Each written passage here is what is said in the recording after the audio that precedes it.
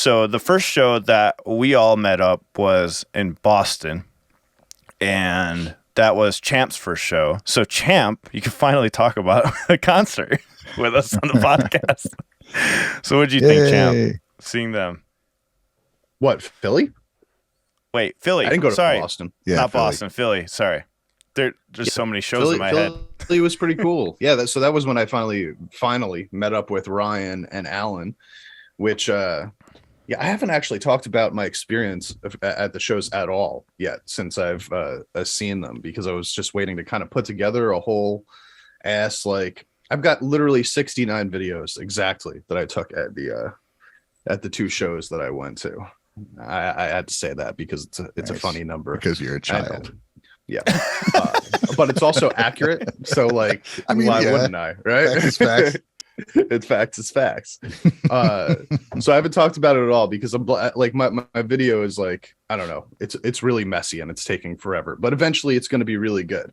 But just to kind of go over some of the cool stuff, I thought it was all right. So first of all, I brought one of my buddies with me who was not a Band-Maid fan.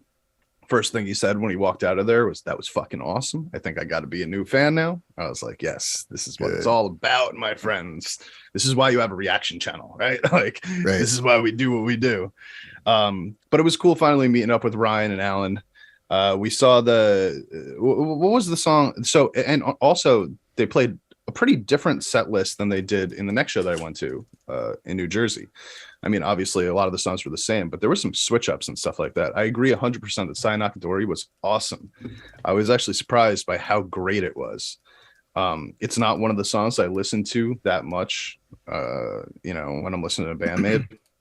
But when that one came on, man, I was just like, fucking Miku has come such a long way, man. Like, to be able to take the forefront, play her guitar, sing the song at the same time, and have it all sound just like the album was fantastic. That was one of my favorite parts.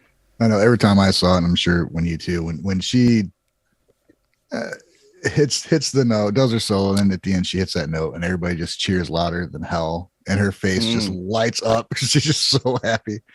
It's just awesome, man. It's just cool, really cool moment.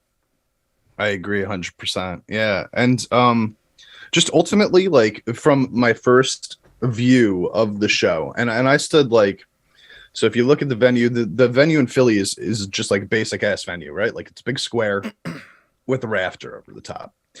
And so I kind of like went down the middle and then to the left, and I scooted over to in front of Misa. So I was watching from like the bass perspective area, which did make it so that I couldn't really hear Konami that well. Like, I could hear her, but like it wasn't as well as I would have liked, but I could hear everything and see everything that Misa was doing. And I feel like that was an experience unto itself, just to be able to watch her just like fucking whittle away on the bass the whole time, because like a couple of the videos that I took of her, I didn't take any full songs. I didn't want to do that. I just, because I was enjoying the show too much, so I would like pull up, oh, this is a moment that I know something cool is going to happen. I'll pull out and film it or whatever. But there were some of the videos that I have is just her spanning the entirety of the neck over and over again throughout the course of like a verse, right? Like just a verse where like in my mind, she's just playing normal ass notes. But when I'm watching it, she's just sliding back and forth and back and forth and back and forth, and then playing a little thing up on the high, and I'm just going, what the fuck is she doing up there, man? Like, it is insane. Why is she putting in so much effort? But it was so cool to watch it from that sort of vantage point. I didn't get over by her a lot. Now, when I think in Philly, was it Philly? I was in the balcony the whole time. I think it was Boston. I walked by to go up.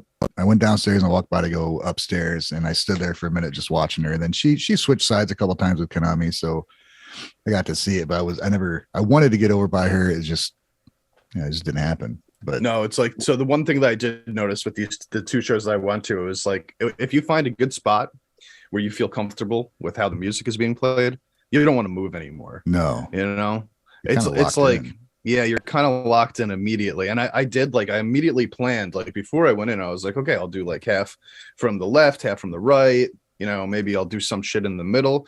But like once you find that one spot where you think everything sounds good, the last thing you want to do is move out of that spot. So Yeah. so I ended up just like sitting all the way on that side for that whole show. And then for the Jersey show, I did the opposite, and I sat on the opposite. Nice. I was on Konami's side. How So- about watching her play? You mentioned what Misa looked like playing, and Konami to me was almost just as amazing to see her play.